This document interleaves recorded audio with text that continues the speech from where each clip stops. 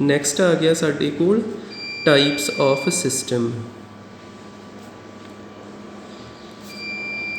Types of system ਕਿੰਨੀ ਤਰ੍ਹਾਂ ਦੇ ਹੁੰਦੇ ਨੇ।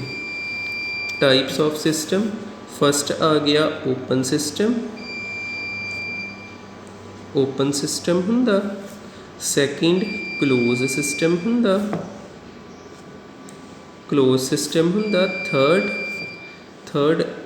ਥਰਡ ਆ ਸਕਦਾ ਆਈਸੋਲੇਟਿਡ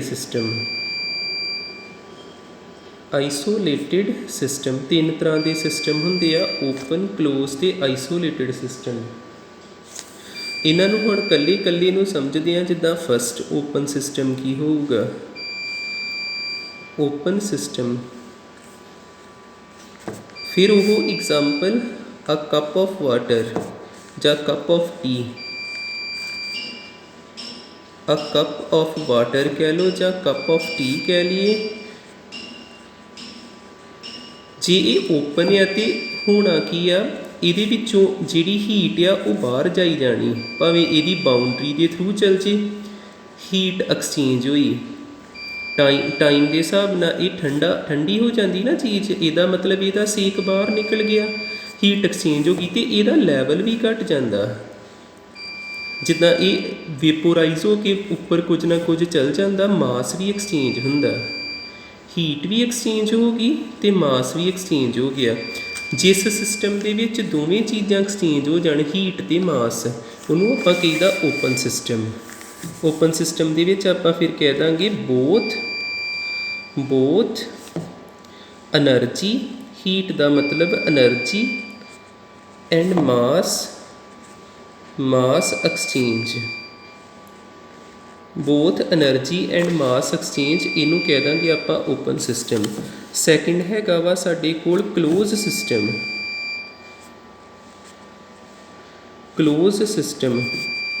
ਐਗਜ਼ਾਮਪਲ ਆਪਾਂ ਲੈ ਲੈਂਦੇ ਹਾਂ, ਜਿੱਦਾਂ ਆ ਕੱਪ ਆਫ ਟੀ। ਫਿਰ ਕਲੋਜ਼ ਸਿਸਟਮ ਦੀ ਐਗਜ਼ਾਮਪਲ ਵੀ ਆਪਾਂ ਲਈ ਆ ਕੱਪ ਆਫ ਟੀ। ਇਹਦੇ ਵਿੱਚ ਆ ਟੀ ਹੈ, ਪਰ ਇਹਨੂੰ ਉੱਪਰੋਂ ਹੁਣ ਬੰਦ ਕਰ ਦਿੱਤਾ ਗਿਆ। ਇੱਧਰੋਂ ਬੰਦ ਹੈ, ਕਲੋਜ਼ ਆ। ਹੁਣ ਇੱਥੇ ਕੀ ਆ, ਇਹਦੇ ਵਿੱਚੋਂ ਕੋਈ ਚੀਜ਼ ਬਾਹਰ ਨਹੀਂ ਜਾ ਸਕਦੀ, ਇਹਨੇ ਬਾਹਰ ਨਹੀਂ ਜਾਣਾ, ਪਰ ਇਹਦਾ ਸੇਕ ਬਾਹਰ ਜਾ ਸਕਦਾ। ਇਹ ਵੀ ਠੰਡਾ ਹੋ ਜੂ ਟਾਈਮ ਹੋਣ 'ਤੇ ਇਹਦੇ ਵਿੱਚ ਇੱਕੋ ਚੀਜ਼ ਐਕਸਚੇਂਜ ਹੋਈ, ਹੀਟ ਐਕਸਚੇਂਜ ਹੋਈ। ਕਿਹੜੀ ਚੀਜ਼ ਨਹੀਂ ਐਕਸਚੇਂਜ ਹੋਈ? ਮਾਸ ਐਕਸਚੇਂਜ ਨਹੀਂ ਹੋਇਆ, ਨੋ ਮਾਸ ਐਕਸਚੇਂਜ। ਠੀਕ ਹੈ, ਫਿਰ ਇਹਨੂੰ ਆਪਾਂ ਕਿੱਦਾਂ ਲਿਖੀਏ? Only heat exchange. ਠੀਕ ਹੈ, ਨੋ ਮਾਸ ਐਕਸਚੇਂਜ ਨਹੀਂ ਹੁੰਦਾ, ਸਿਰਫ ਤੇ ਸਿਰਫ ਹੀਟ ਨਹੀਂ ਐਕਸਚੇਂਜ ਹੋਣਾ। ਤੀਸਰਾ ਸਿਸਟਮ ਇੱਕ ਹੋਰ ਹੀ ਸਾਡੇ ਕੋਲ ਆਈਸੋਲੇਟਿਡ ਸਿਸਟਮ। ਥਰਡ ਆ ਗਿਆ ਆਈਸੋਲੇਟਿਡ ਸਿਸਟਮ। ਇਹਨੂੰ ਆਪਾਂ ਆਈਡੀਆਬੈਟਿਕ ਸਿਸਟਮ ਵੀ ਕਹਿ ਸਕਦੇ। ਆਈਡੀਆਬੈਟਿਕ ਸਿਸਟਮ। ਹੁਣ ਕੱਪ ਆਫ ਜਿਹੜੇ ਟੀ ਸੀ ਨਾ, ਇਹਨੂੰ ਥਰਮਸ ਵਿੱਚ ਪਾ ਦਿੱਤਾ।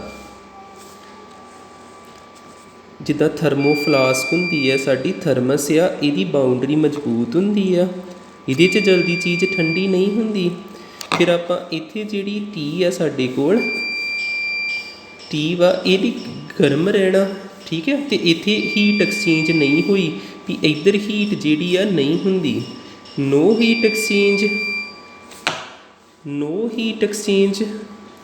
ਬਟ ਮਾਸ ਐਕਸਚੇਂਜ ਵੀ ਇੱਥੇ ਨਹੀਂ ਹੋਊਗਾ, ਨੋ ਮਾਸ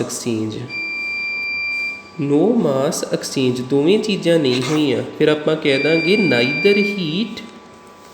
ਇਹਨੂੰ ਫਿਨਿਸ਼ ਕਰੀਏ, ਇੱਥੇ ਕੀ ਲਿਖ ਦੇਣਾ ਆਪਾਂ? ਨਾਈਦਰ ਹੀਟ ਦਾ ਮਤਲਬ ਐਨਰਜੀ, ਨੋਰ ਮਾਸ ਐਕਸਚੇਂਜ।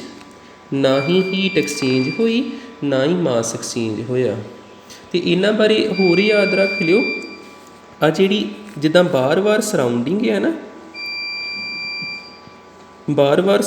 ਅਤੇ ਆ ਜਿਹੜੀ ਕੰਧ ਬਣਦੀ ਨਾ ਇੱਥੇ, ਆ ਦੀਵਾਰ ਜੀ ਜਿਹੜੀ ਸਿਸਟਮ ਅਤੇ ਸਰਾਊਂਡਿੰਗ ਨੂੰ ਵੱਖ ਕਰਦੀ, ਇਹਨੂੰ ਆਪਾਂ ਕਹੀਦਾ ਜੇ ਇਨਸੂਲੇਟਿੰਗ ਵਾਲ ਕਹਿ ਦਈਦਾ, ਜਾਂ ਡਾਈਥਰਮਿਕ ਵਾਲ।